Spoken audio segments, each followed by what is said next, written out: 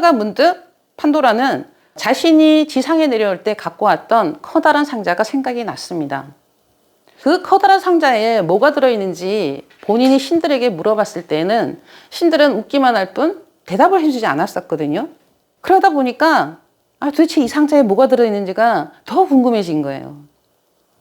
광으로 들어가서 상자의 뚜껑을 열어보게 됩니다. 그러자 그 상자 안에서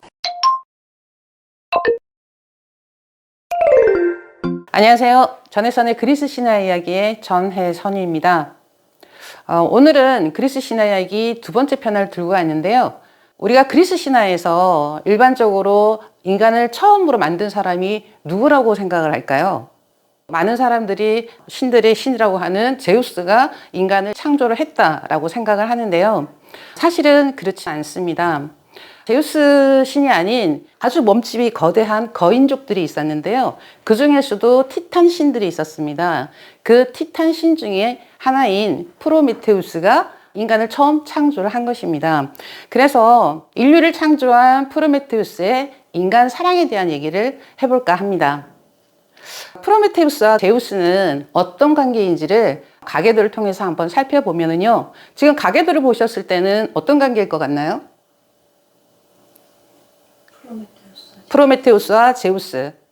사촌 관계요? 네, 사촌 관계로 보이죠. 실제 이들은 사촌 관계이기도 합니다. 가계도에서 조금 더 살펴볼 내용은 어떤 거냐면요. 우라노스가 신들의 최초의 왕이었습니다. 그런데 이 우라노스는 크로노스에 의해 가지고 내쳐지게 되죠. 그러면서 2대 왕이 크로노스가 됩니다. 크로노스를 내친 사람이 또 있어요. 그게 바로 제우스입니다. 지금부터 이 제우스가 어떻게 왕자를, 권력을 차지하게 되는지를 잠깐 살펴볼 텐데요. 프로메테우스와 에피메테우스라는 이름에는 의미가 담겨 있습니다. 프로메테우스의 이 프로는 먼저라는 의미가 있고 메테우스는 생각하는 자라는 뜻이 있습니다. 그래서 먼저 생각하는 자가 프로메테우스죠.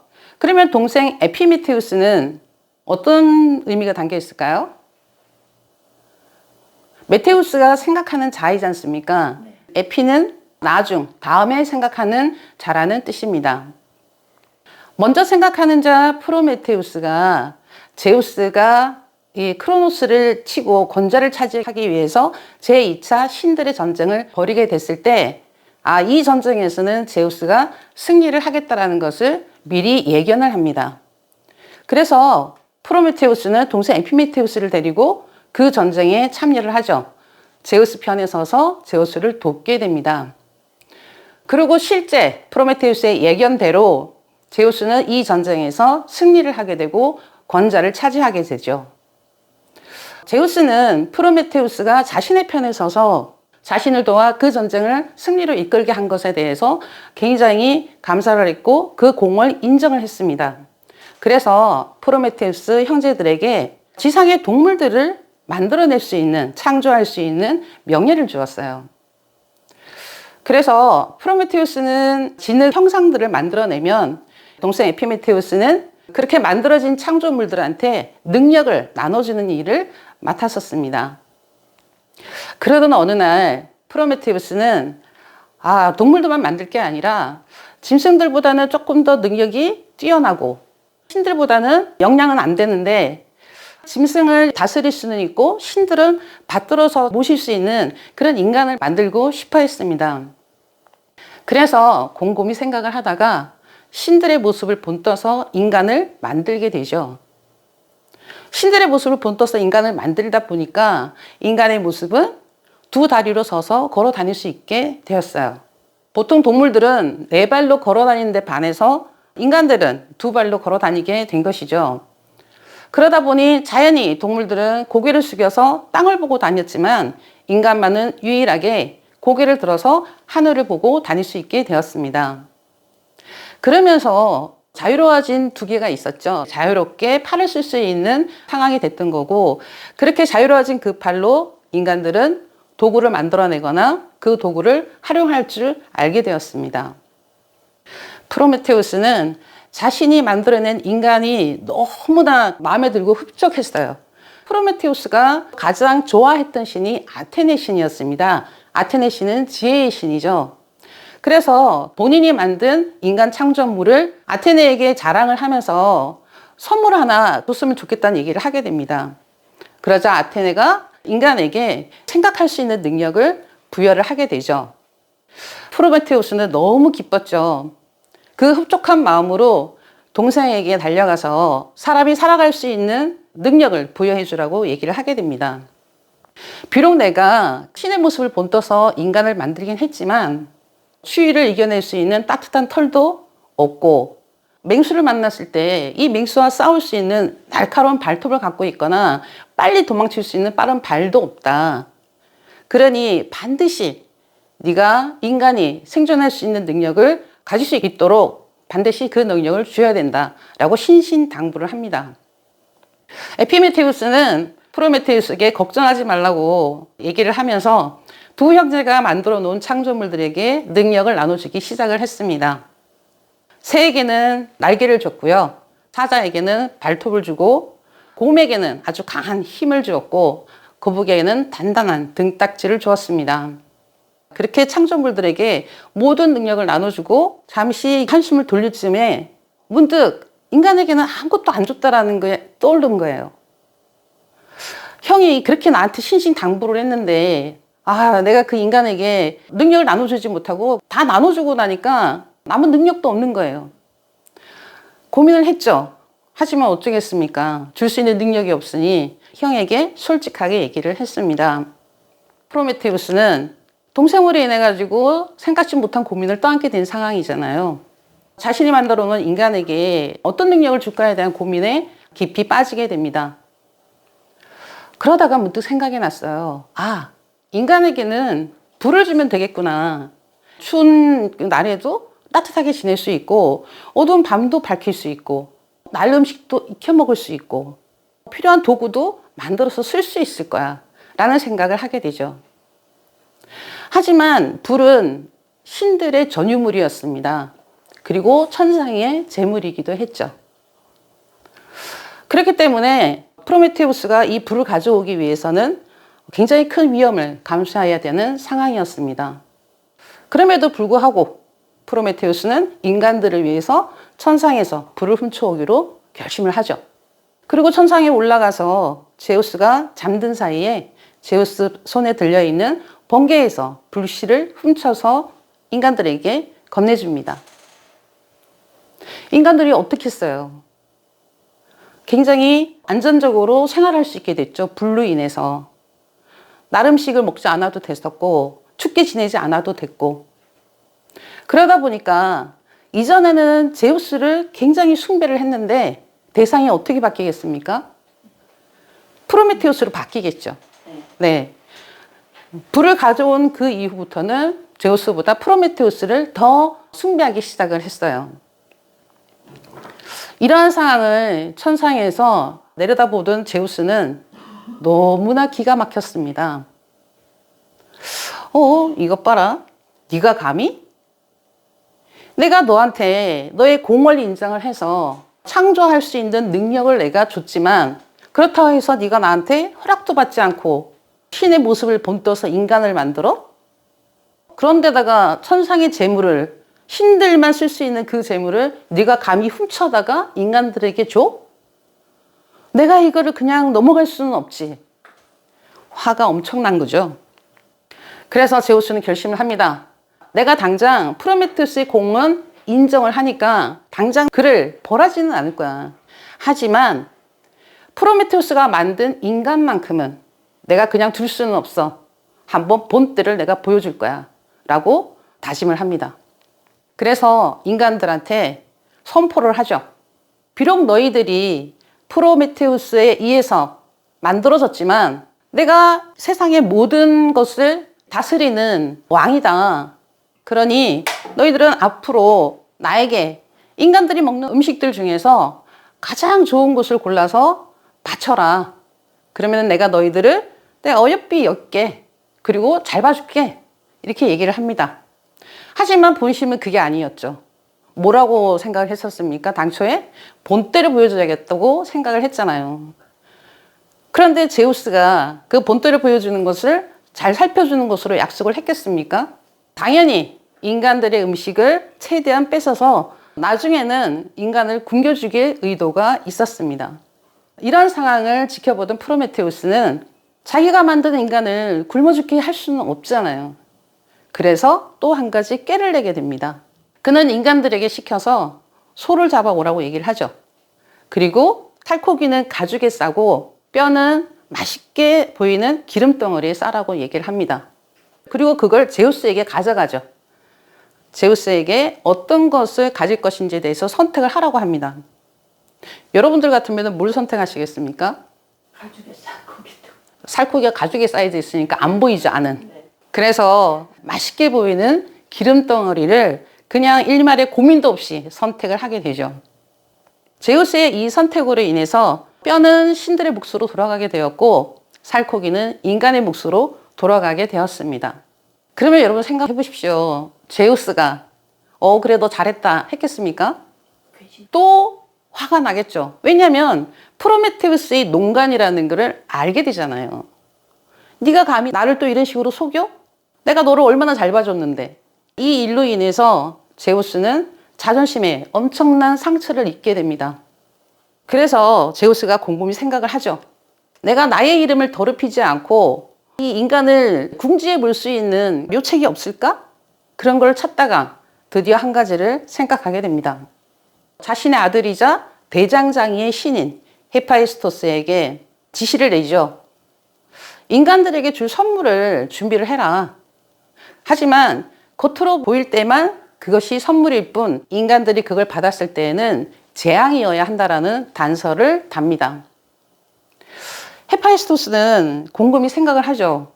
자기는 무엇이든지 만들어낼 수 있는 그런 능력을 갖고는 있는데 도대체 인간에게 재앙으로 줄 수 있는 선물이 뭘까 고민을 하다가 인간에게 여자가 없다라는 사실을 알게 됩니다.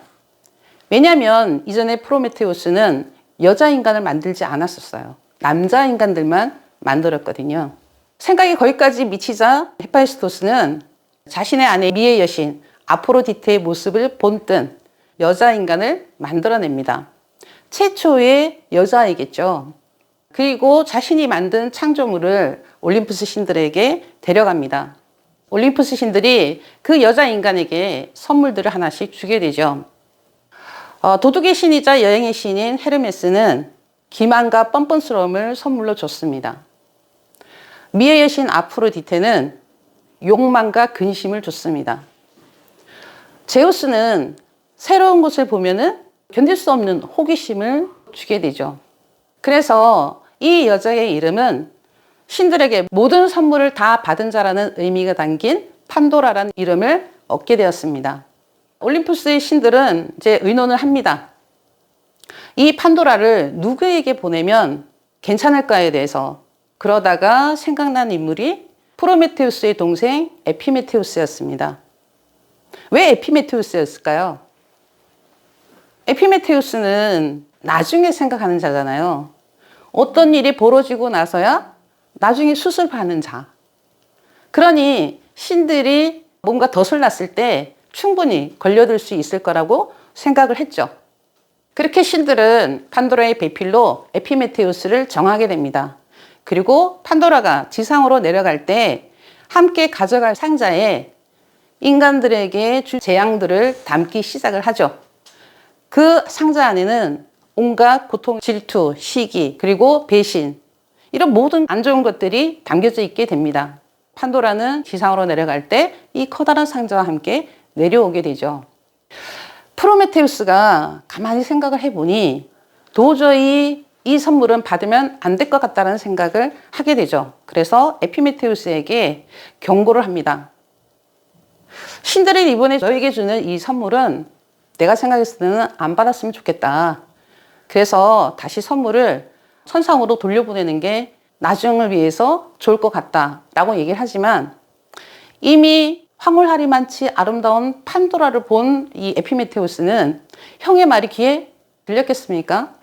그래서 형의 그 충고를 무시하고 판도라를 아내로 맞이하게 됩니다. 훗날 이 아름다운 선물이 재앙의 씨앗이라는 걸 알고 나서야 뒤늦은 후회를 하게 되죠. 역시 에피메테우스답지 않습니까? 에피메테우스와 결혼한 판도라는 시간이 지나자 점점 일상이 무례해지고 권태롭기 시작했습니다.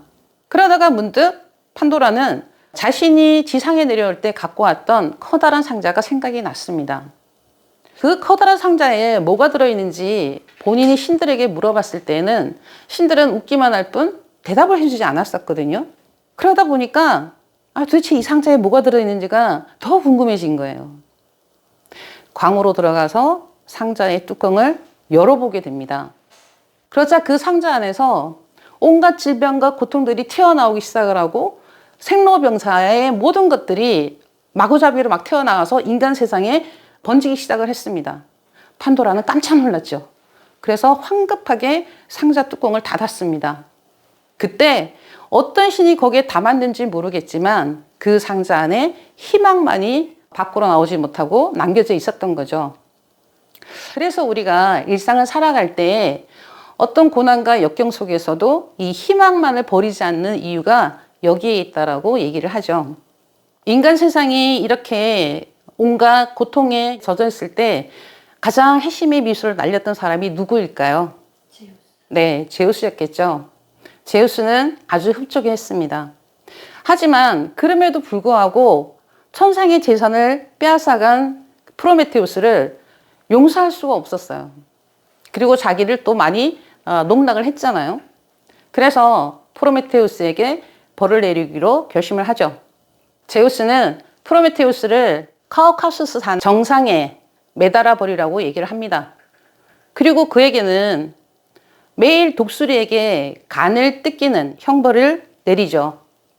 그런데 이 간은 독수리에게 뜯기고 나면 한 번 뜯기는 걸로 끝나는 게 아니에요. 매일 저녁에 그 간이 다시 생겨납니다. 그러면 그 다음날 또 어김없이 독수리는 찾아와서 프로메테우스의 간을 쪼아대죠.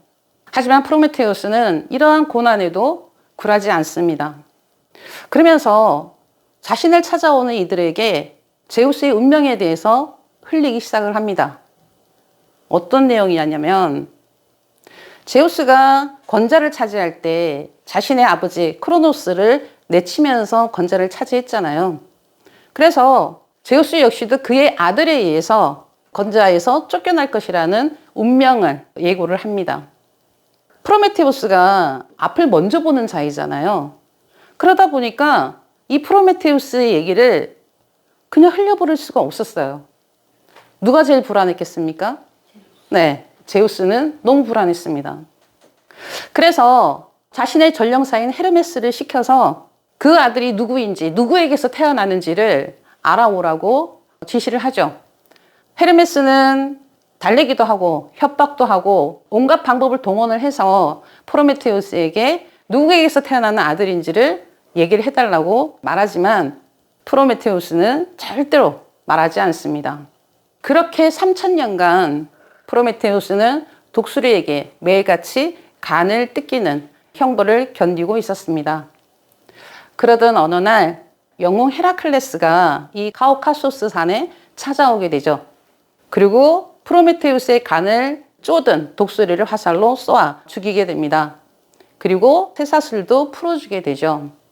그렇게 헤라클레스가 프로메테우스를 구해주게 됩니다. 그제서야 프로메테우스는 제우스에게 그의 운명에 대해서 얘기를 해주죠. 장차 테티스가 낳을 아들은 아버지의 능력을 몇 배 능가하는 아들이 태어날 것이다.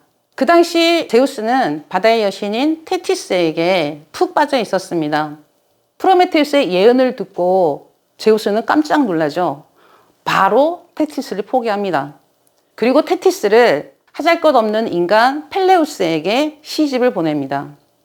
훗날 테티스와 펠레우스 사이에 태어난 아들이 위대한 전사 아킬레우스였습니다. 제우스가 얼마나 놀랐겠습니까?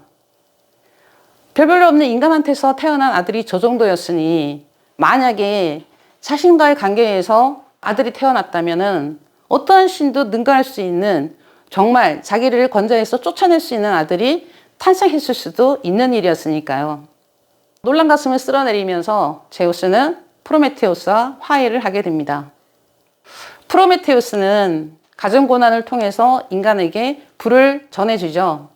그로 인해서 인간은 자신이 살아갈 수 있는 능력을 갖추게 되었던 것입니다. 인간을 창조한 프로메테우스는 자신의 창조물을 사랑하는 그 마음을 담아서 인간을 위해서 헌신한 신이기도 하죠. 오늘 프로메테우스 이야기를 통해서 제가 여러분들께 전하고 싶은 메시지는 사랑한다는 것은 예견된 고통에도 맞설 수 있는 용기다입니다. 지금까지 전혜선이었습니다. 감사합니다.